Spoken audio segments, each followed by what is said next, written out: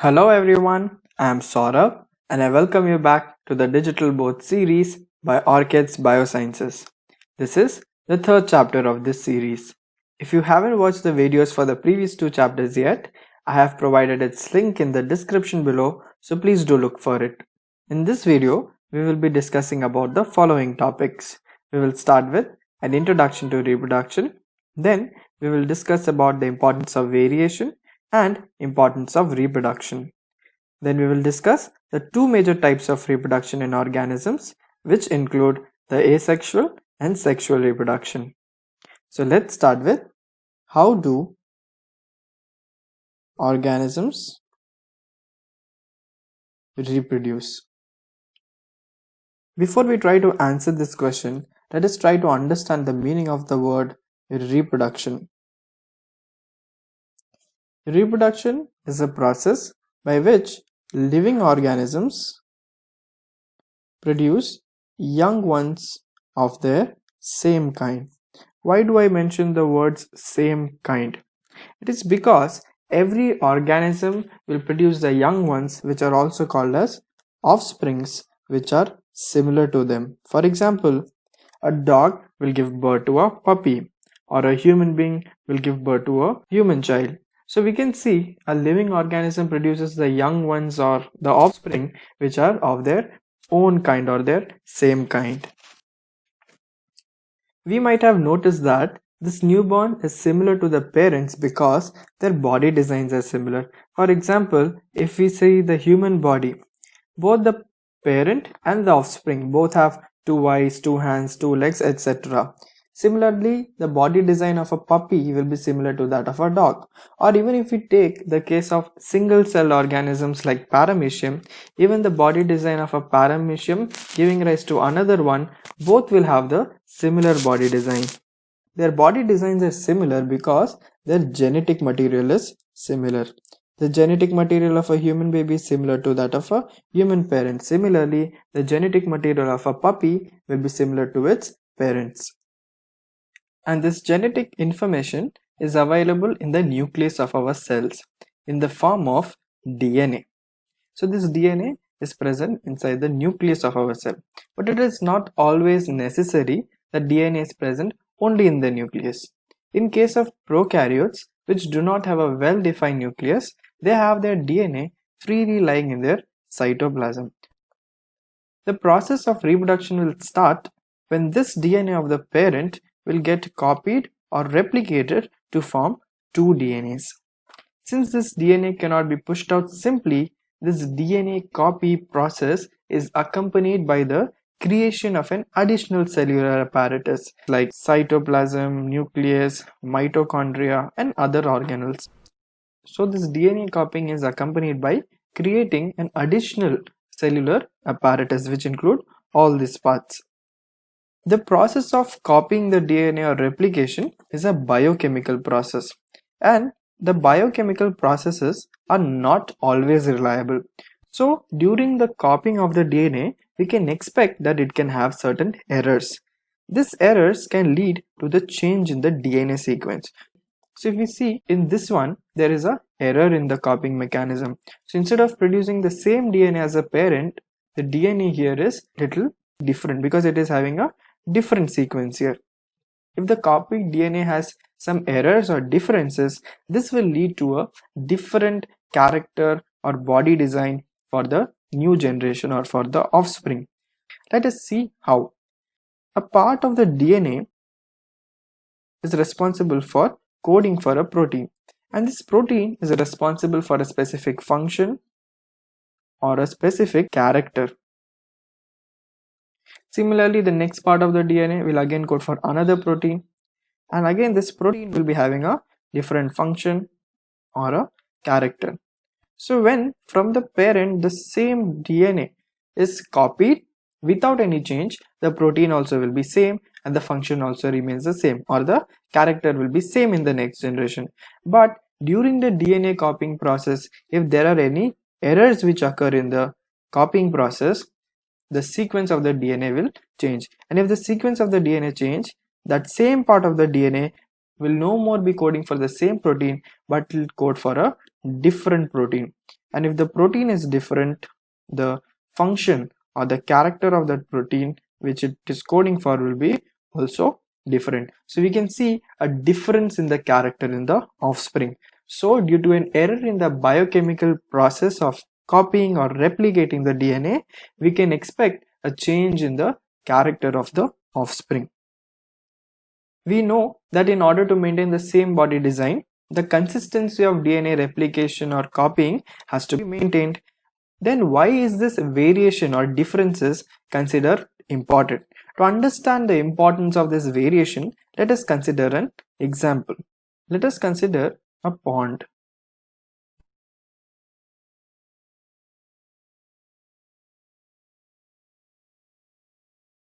And this pond is filled with water. This water will have many bacteria present in them. Now, if suddenly due to global warming, the temperature of the water increases, what will happen to the bacteria which are living in this pond water? The bacteria will die. But even though the temperature increases, we can see some bacteria are able to survive. Now, why are these bacteria able to survive? These bacteria which were able to survive were able to show certain variation. And the variation was that they grew resistance to high temperature. So if they were able to show this variation, when the temperature increased on earth and the temperature increased in the pond water as well, these bacteria were able to resist the increased temperature, due to which these certain bacteria which showed variation in their characters were able to survive the high temperatures. So we can see how this variation became useful for the survival of species over time. So far we have seen what is reproduction, how variations occur, and why is it important. Now before we go into how do organisms reproduce, let us first know or understand why is there a need for the organisms to reproduce. To understand the reason for reproduction, let us consider a situation. What if there was only one non-reproducing member of a species which was there on this planet? For example, what if there was only one dog which did not reproduce, or there was one human being which did not reproduce? Then in the present day, we wouldn't have been able to see a dog or a human being. So to maintain the continuity of species on earth, this dog and human beings had to continuously reproduce so that we can even see them in the present day. So one of the most and the first important reason why organisms reproduce is because it helps to maintain continuity of species on earth, so that it takes care that no species get extinct. So this is first reason. The second reason is that due to reproduction, the organisms keep producing new organisms of their same kind, so the number of members of a population will also increase. So this is the second reason.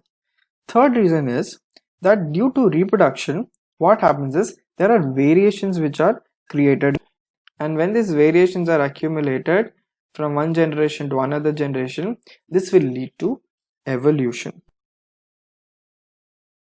So these are the three reasons in support of why organisms reproduce. Now, when we know the importance of reproduction, the importance of variation, let us now finally understand how do organisms reproduce. So there are two types of reproduction in organisms. The two main types of reproduction in organisms are asexual reproduction and sexual reproduction. The asexual reproduction is a type of reproduction in which an individual is produced from a single parent, whereas in case of sexual reproduction, two parents are involved. These two parents will be producing sex cells called as gametes, and the gametes in sexual reproduction will undergo fusion. But since asexual reproduction has a single parent, there is no fusion of sex cells or gametes. In sexual reproduction, since two parents are involved, there are more chances of variation because the genetic information from two different parents are combined to give rise to a new offspring. So the variation in sexual reproduction is higher than that of asexual reproduction. If we see in asexual reproduction, since a single parent is involved, there is no fusion of two characters from different parents, and therefore the offspring which is produced is same as parent. Whereas in sexual reproduction, since there are two parents involved and the genetic material from two parents are involved, the offspring will be similar to parent but not same. So offspring will be similar because the character of the offspring is derived from two different parents. So the offspring will be similar to the parent in sexual reproduction but not exactly the same. Whereas in asexual reproduction, the exact copy is created because there is only one parent which is involved. The example for asexual reproduction are lower organisms like amoeba, paramecium, hydra, etc. Whereas sexual reproduction can be seen in case of higher organisms like plants and animals. So this is about asexual and sexual reproduction. Now let us quickly revise what we have discussed in this video. First, we started with what is reproduction. We have seen that reproduction is a process by which living organisms produce young ones of their same kind, or they produce offspring which are of their own kind. After discussing what is reproduction, we saw that in the process of reproduction, the offspring which is produced will be having similar body designs to their parents. And this happens because the genetic material present in our body is similar to our parents. And this genetic material is present inside the DNA of our cell nucleus. In prokaryotes, it is present freely lying in the cytoplasm, whereas in case of eukaryotes like human beings, the DNA is present inside the nucleus of the cell. Then we saw that how in the very first step of reproduction, this DNA gets copied to form two DNAs. But we also know that this process of copying the DNA or replication of DNA is a biochemical process, and the biochemical processes are not always reliable. So the newly formed DNA might have some differences. So if there is a difference in the sequence of the new DNA, the protein produced by the DNA will be different and the character in the offspring also will be different. So if the consistency in producing the same DNA is not maintained, the character in the new offspring will be different, and this is called as variation. Then we discussed why is this variation important, which we understood with the help of an example, that due to growing the resistance to temperature or showing a variation in their body structure or their character, they were able to survive the extreme conditions. Then we discussed the importance of reproduction. In importance of reproduction, we saw three major reasons. First one is continuity of species. Second one is increasing the members of population. And third one is it causes variation which on accumulation will lead to evolution in future. So these were the three reasons why the reproduction is considered important, even though it is a very energy expensive process. After discussing the importance of reproduction, we discuss the types of reproduction. And in organisms, reproduction can be broadly classified into asexual and sexual reproduction. Asexual is the one in which only one parent is involved and they do not have any fusion of gametes. So there is no fusion of gametes. Whereas in sexual reproduction, two parents are involved which produce the sex cells or gametes which undergo fusion.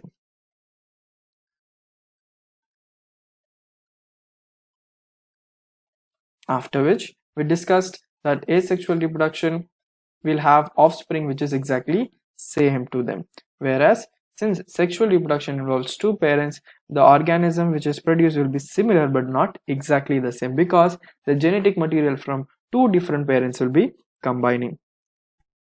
Since asexual reproduction involves only one parent, the variation will be lesser, whereas the sexual reproduction, which involves two parents, will create greater variations. Now, let us discuss a few questions from the previous years. The first one is, when a cell reproduces, what happens to its DNA? A very simple question. When a cell reproduces, the DNA of the cell will also become double, or it gets copied or replicated. So this is the first step in the process of reproduction, where the DNA which is present in the parent cell will get copied. And while the DNA gets copied, an additional cellular apparatus is also created. After the DNA is copied, this parent DNA will be made into 2 DNA along with the other cellular apparatus. And finally, 2 cells will be formed with equal and the same DNA. Moving on to the next question. Newly formed DNA copies may not be identical at times. Give one reason. Very simple reason. It is because DNA copying is a biochemical reaction or a biochemical process, and the biochemical processes are not always reliable. So during the copying of the DNA, some errors might occur. So during the copying of this DNA, the new DNA which are formed might not be identical. It might have certain errors. Identical means exactly same. So if there are any errors in this biochemical process of copying of this DNA, the newly formed DNA will be with errors. So this copied DNA will not be exactly same to the parent DNA. Moving on to another question. Reproduction is one of the most important characteristics of living beings. Give 3 reasons in support of this statement. We have discussed about this in the video also, that why reproduction is important. First one is to maintain the continuity of species on Earth. Second reason is it increases the members of population of a species. Third one, due to reproduction, variations are created which later accumulate to cause evolution. So these are the 3 reasons why reproduction is considered important. Moving on to the next one, list the 2 types of reproduction. The types of reproduction are asexual and sexual reproduction. Which one is responsible for bringing in more variation in its progeny? Progeny is nothing but the offspring or the next generation. And how? We know that sexual reproduction is responsible for bringing more variations. And this is because in sexual reproduction, the offspring is produced as a result of fusion of genetic material from 2 different parents. So if the genetic material from 2 different parents are involved, the variations also will be more in the offspring. Coming to the next question, write one main difference between asexual and sexual mode of reproduction. So we can differentiate between asexual and sexual mode. In asexual, we can write one parent is involved with no fusion of gametes. In sexual, we can write 2 parents are involved with fusion of sex cells or gametes. This is the first part of the question. Next, which species is likely to have comparatively better chances of survival? We have already seen that chances of survival is linked to variation, and we have seen that variation is more in case of sexual reproduction. So the chances of survival can increase due to variation in the offspring. And they are asking us to justify why the chances of survival in sexual reproduction will be more, because the sexual reproduction involves 2 parents. So the genetic material from 2 different parents will be going to the offspring. This will create a more chance of variation. And we have also seen that how variation is linked with the increase in chance of survival. So the chances of survival is more in case of sexual reproduction. With this, we come to the end of this video. In the next video, we will be discussing about the asexual reproduction in detail. Thank you so much for watching this video. If you like this video, please hit the like button, share it with your friends, and do subscribe to our YouTube channel.